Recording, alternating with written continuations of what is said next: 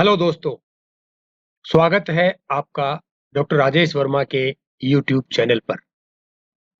और इस वीडियो में हम डिस्कस करेंगे असामान्यता की अवधारणा, जिसे अंग्रेजी में हम कहते हैं कंसेप्ट ऑफ एबनॉर्मेलिटी। कि असामान्यता क्या है और किस आधार पर हम किसी को असामान्य कह सकते हैं।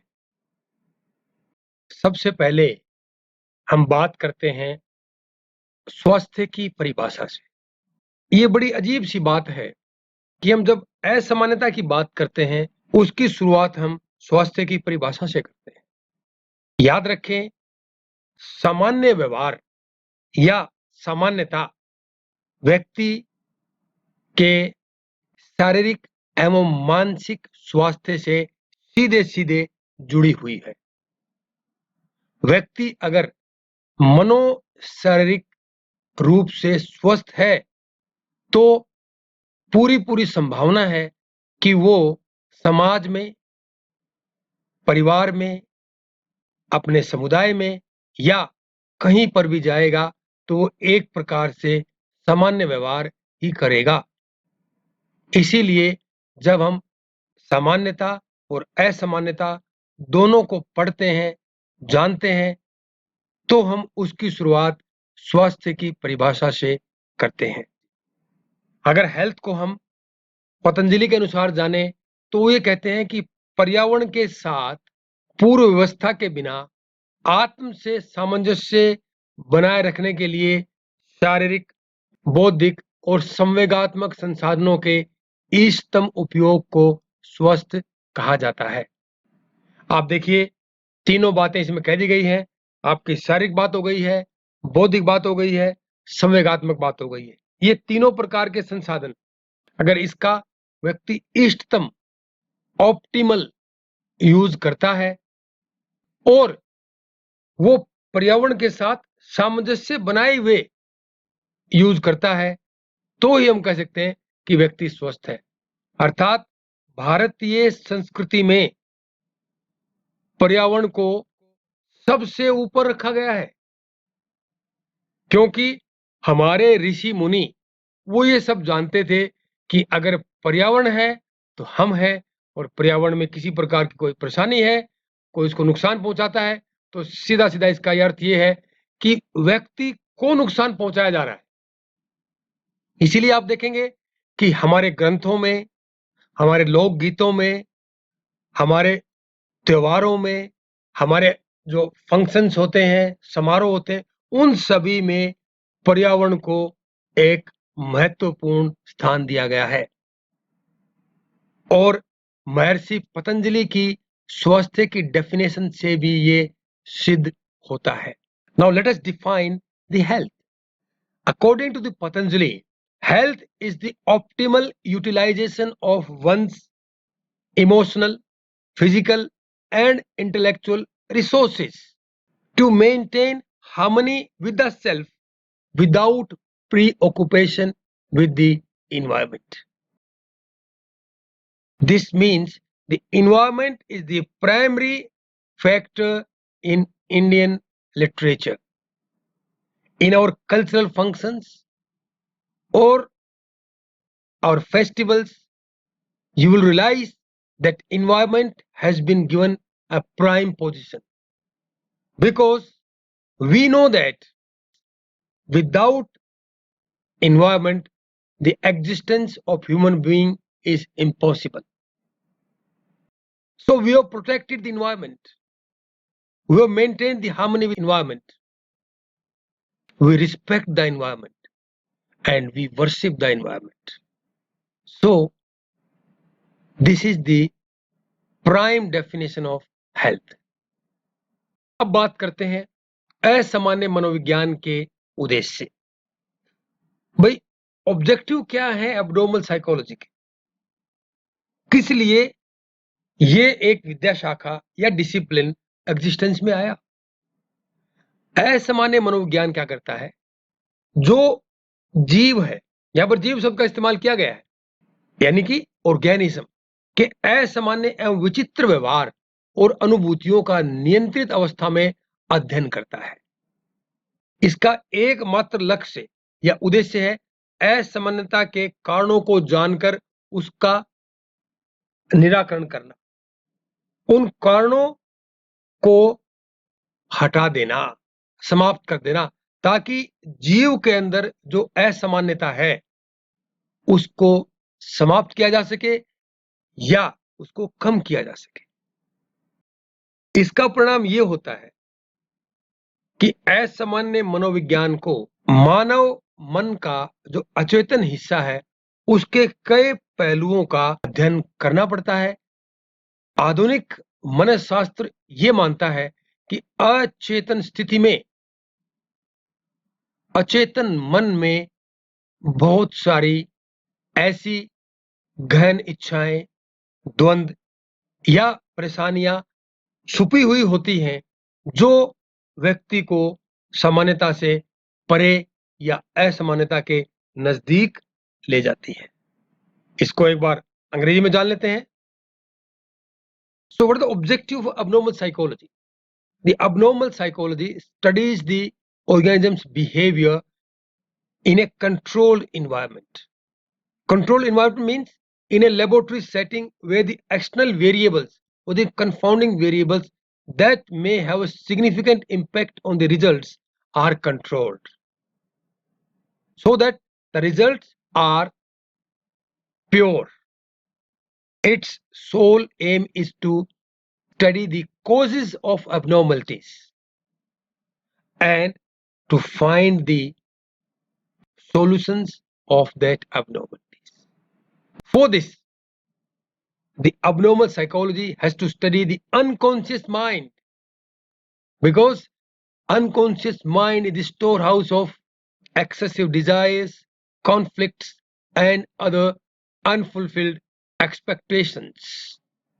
So, the modern psychology attests that the unconscious mind primarily contributes in the abnormality.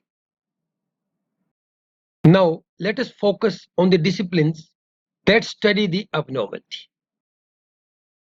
The psychology is a vast field. Out of that, which are the subfields that study the abnormality? The first one is the abnormal psychology, psychopathology, clinical psychology, and the psychiatry.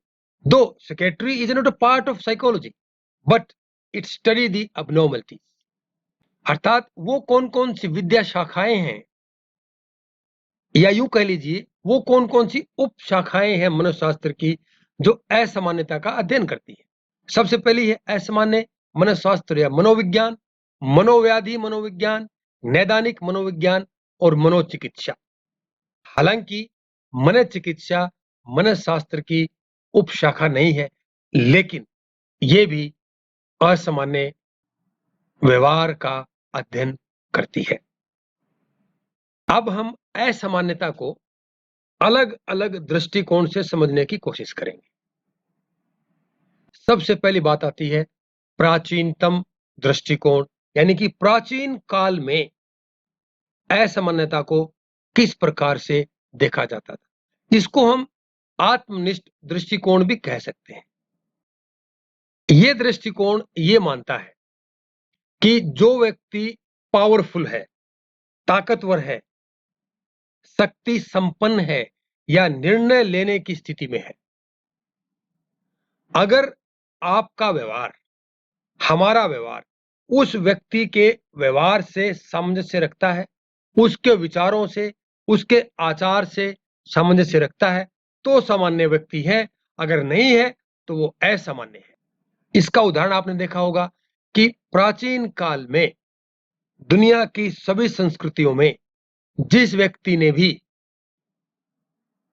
शक्ति संपन्न व्यक्ति के खिलाफ जाने की, बोलने की या व्यवहार करने की हिमाकत की तो उसको वहीं पर शांत कर दिया गया।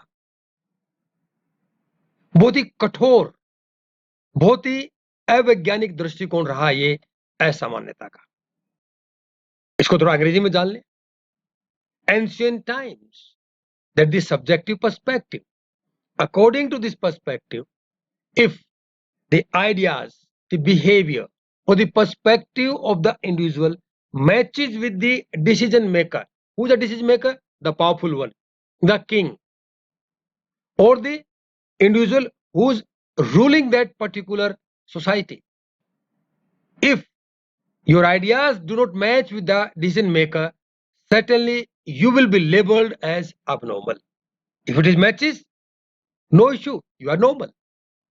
This is the harshest unscientific perspective of abnormality. दूसरा दृष्टिकोण आता है नैतिक दृष्टिकोण. अब इसमें भी नई बात आ गई. अब नैतिक और अनैतिक, समाज ने कुछ नैतिकता तय कर दी, तो ये दृष्टिकोण ये मानता है कि जो व्यक्ति समाज की नैतिकता के अनुसार आचार व्यवहार करता है तो वो सामान्य है, और वो उस नैतिकता से दूर जाकर के अपना व्यवहार करता है, आचार करता है या अपने विचार रखता है तो वो सामान्य नहीं है, उसे असामान्य कहा जाएगा. अर्थात अनैतिक व्यवहार करने वाला व्यक्ति असामान्य माना जाता था.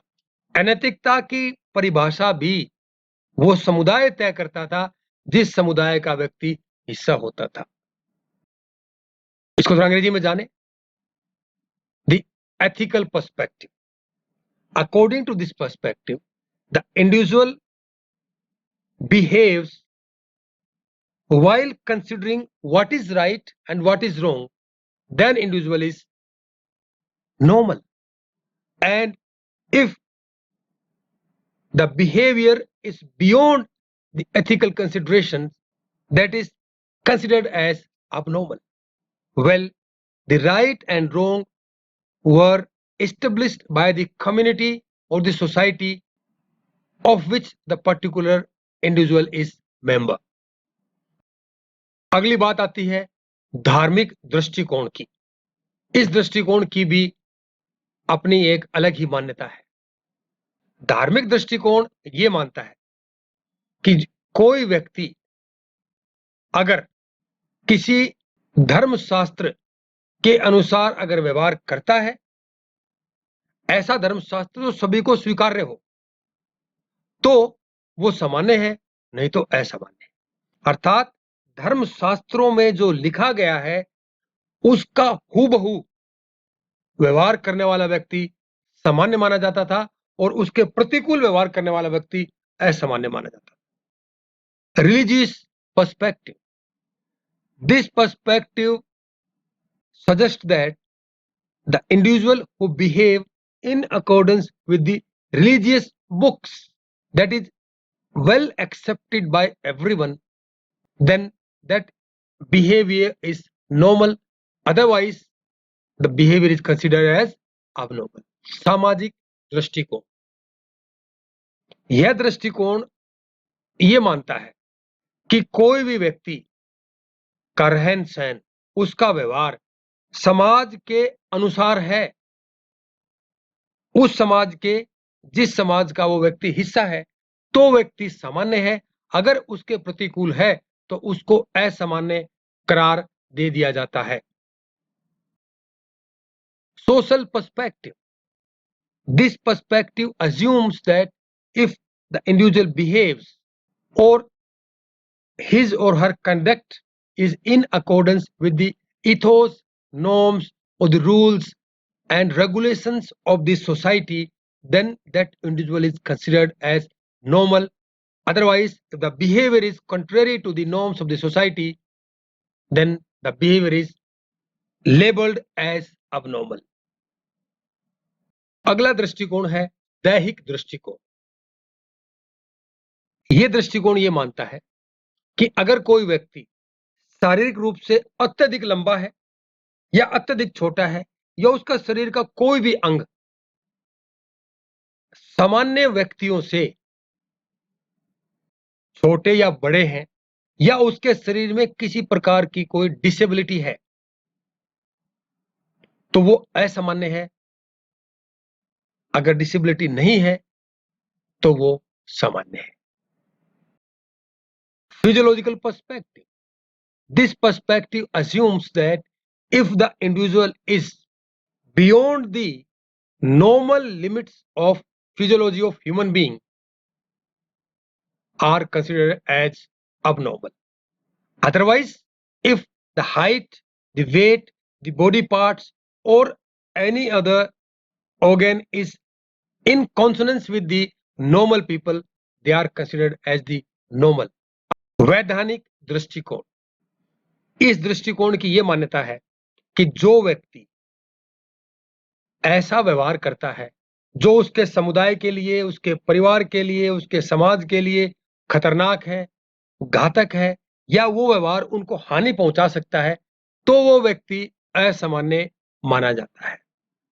इस दृष्टिकोण में थोड़ी लीगलिटी की बू आती है कि जो कायदे कानून, जो संवैधानिक सेटअप ढांचा है, उसके परे जाकर के जो व्यवहार करता है उसे हम असामान्य मानते हैं।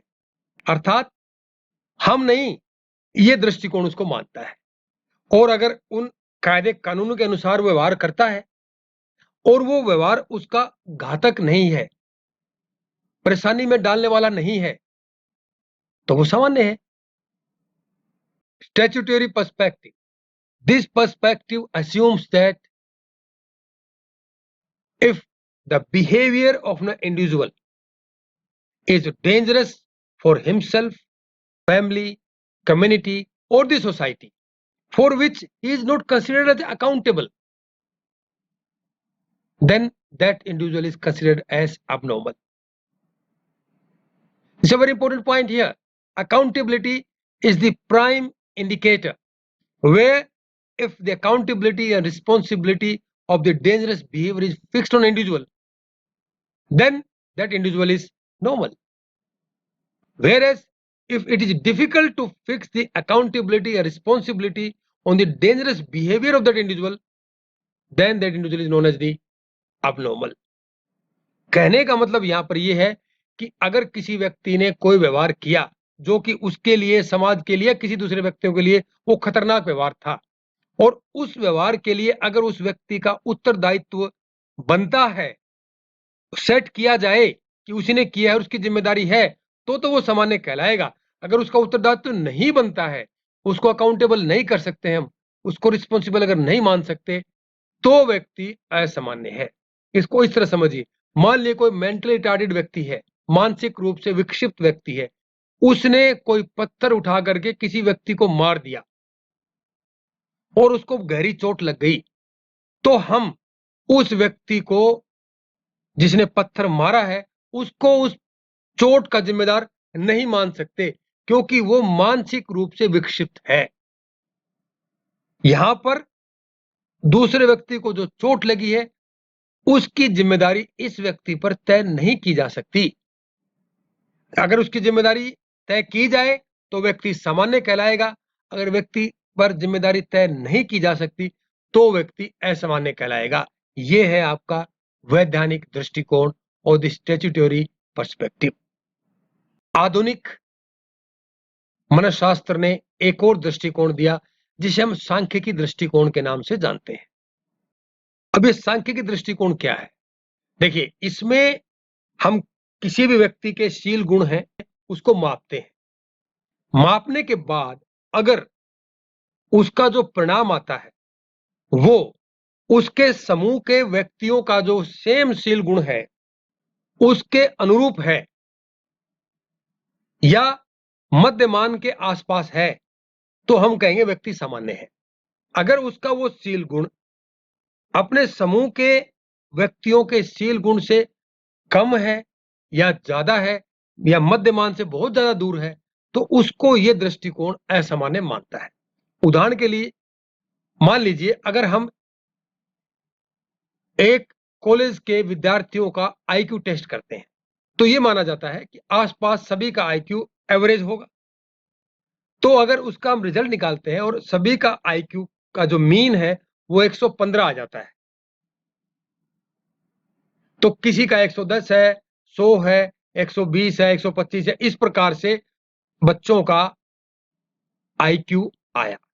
उन्हीं में अगर किसी एक या दो बच्चों का 135 आ गया या 80 आ गया, तो सांख्यिकी रूप से आप देखेंगे 135 वाला भी और 80 वाला भी उस समूह के सामान्य मध्यमान से परे है। तो अगर सामान्यता से अगर कोई परे है तो उसे हम असामान्य कह सकते हैं इस दृष्टिकोण के अनुसार। Statistical perspective.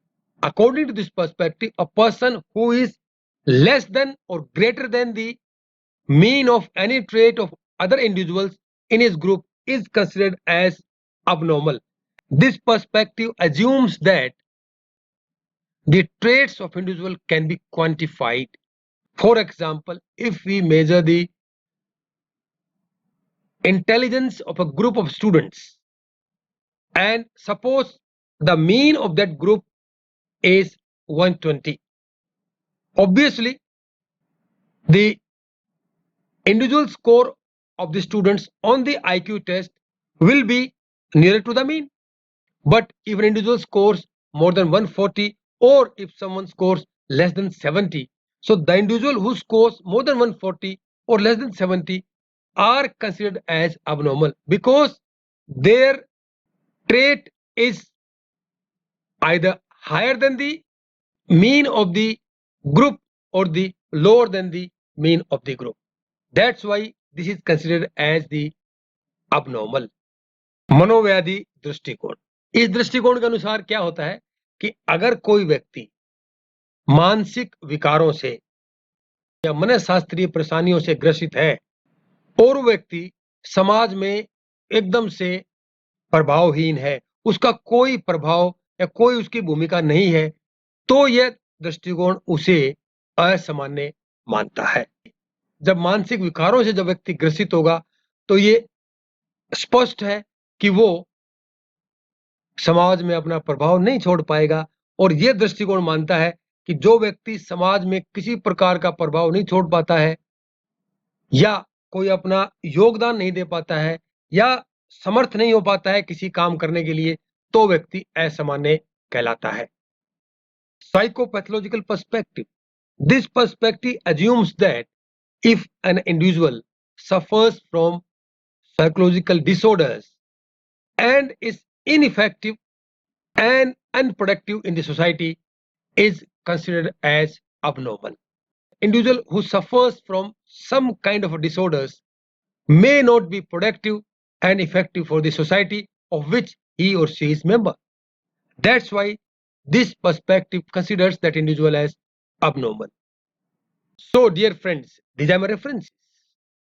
अगर आप abnormality की अवधारणा को और गहराई से समझना चाहते हैं तो इन संदर्भों को आप जरूर देखिए, बड़े विस्तार से इसमें दिया गया है। Okay friends, if you love and like the contents and the presentation style of this video, share with others.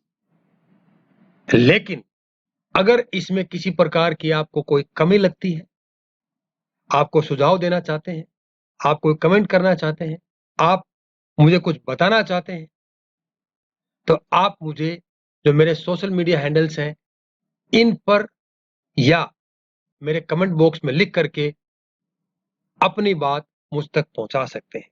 इसके साथ साथ मेरा ईमेल आईडी भी है vermasujit@yahoo.com।